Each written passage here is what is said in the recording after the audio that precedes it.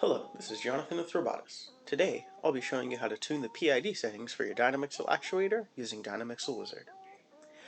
PID control is an important aspect of automation control, and in our case, it allows us to adjust the movement behavior of our actuators to better fit our system and usage.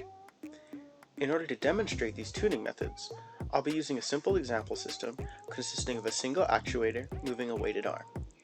While this DYNAMIXEL system is a simplified example, the methodology used will still apply to real-world practical systems.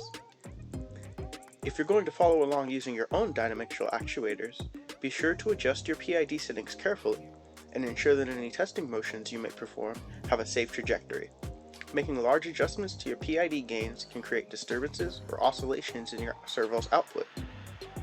These oscillations and any unsafe movements you may use to test can cause damage to your system or injury to yourself or others. For this reason, it's better to err on the side of caution when making adjustments to your PID settings and when commanding motions, especially for complex or potentially hazardous systems. Manual PID tuning is best accomplished by following a defined process flow. That flow might change depending on your desired performance characteristics as well as your application. But for this case, I prefer the process described in the chart to the right. The following slides will go into a bit more detail about this process, and then afterwards, I'll follow this guide in order to tune my example DYNAMIXEL system. The first step in this process is adjusting the proportional gain. First, I'll run a few tests to see how the system performs, and then, depending on the results, I'll either increase or decrease the P gain as shown in the chart below.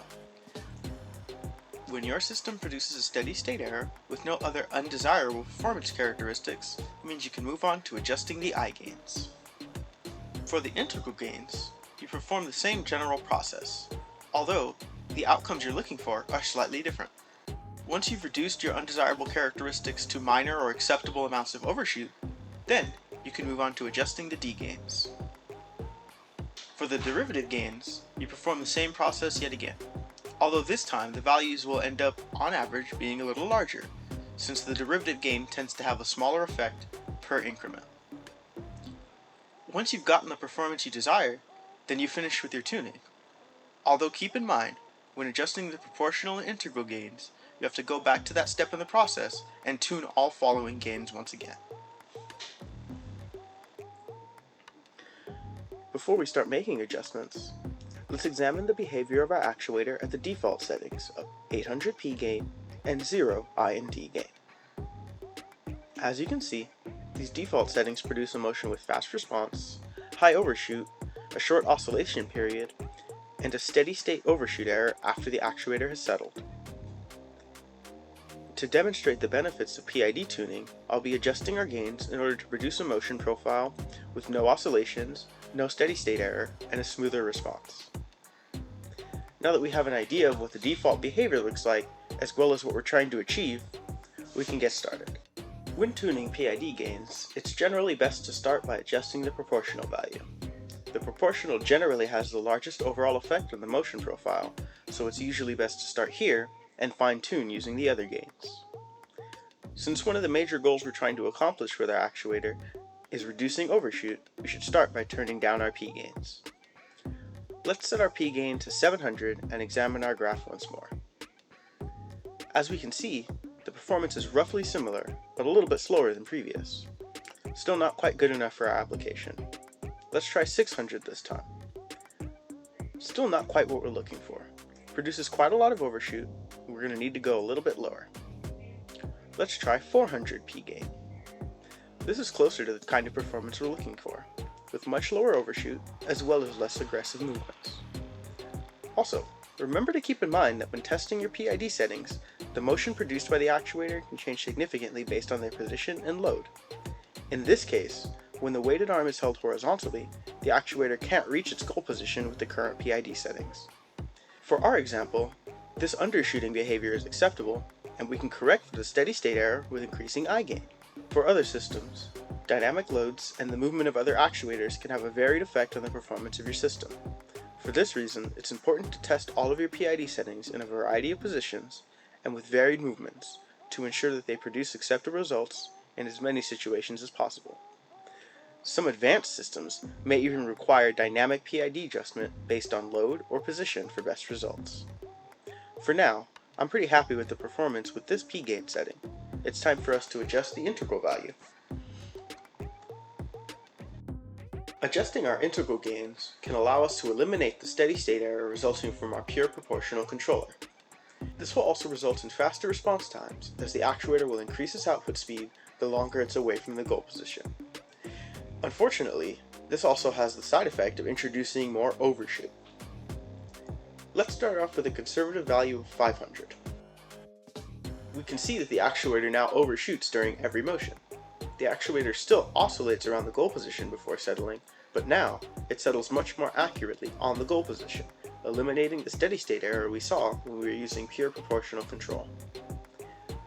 Let's test again with the I gain set up to 1000. Now the actuator overshoots by a lot, but we can also see that the oscillations before settling have reduced pretty significantly, resulting in a much faster arrival time. I like the performance of this aggressive I gain for my application, so we can move on to the final PID gain setting, the derivative value.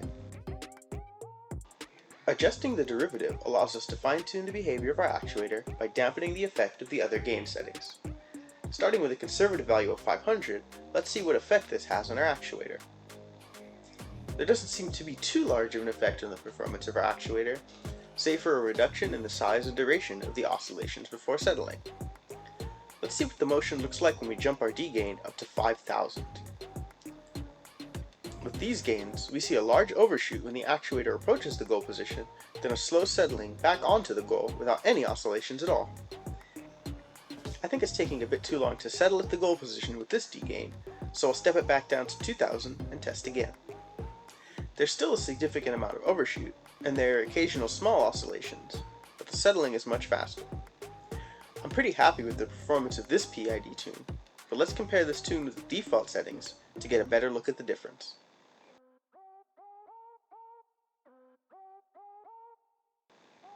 It may take slightly longer to reach the goal position with these PID tune settings, but the oscillations have almost been completely eliminated, and final positional accuracy has been improved significantly. Tuning your PID setting can help you achieve similar results in your own DYNAMIXEL system, or to tune for different performance characteristics that better fit your use case. Before I go, I also wanted to share with you some PID tuning tips and supplementary information that I think you might find very helpful. While adjusting P and I gains will produce different results depending on the specific configuration of your DYNAMIXEL system, there are some useful rules of thumb to help you predict what kind of result adjusting a particular parameter will produce. For the P gain, lowering it will generally result in decreased movement speed and increased undershoot of the goal position, while increasing it will result in much quicker motions and an increased accuracy in seeking the goal position. In the specific case of DYNAMIXEL actuators, very high P gains will result in increased wear and tear on the gears and motors due to the forceful motions and constant small adjustments. Increasing the I gain will result in a significant increase in overshoot as well as oscillations before settling. Decreasing the I gains will reduce the likelihood of overshooting, but will also allow steady state errors to persist for longer. Starting at low gain values and adjusting your gains upward is generally much easier to tune than starting high and then adjusting down. When tuning a series of actuators connected by linkages, such as in a robotic arm, start with the actuator at the far end of the chain, nearest the end effector, and work your way towards the base. Advanced users may also be interested to check out our eManual for some additional information about how DYNAMIXELs implement their PID control loops. DYNAMIXELs implement slightly different loops for positional and velocity controlled modes. The control diagrams available on our eManual will give advanced users a better idea of how to maximize the performance of their PID tuning. That's everything you need to know about tuning your PID gains. More information about all of our products is available on our eManual. If you'd like to get in touch with me or the rest of us at Robotics, you can reach out to us on our official GitHub account, or you can always drop in and stay hi on our community forum.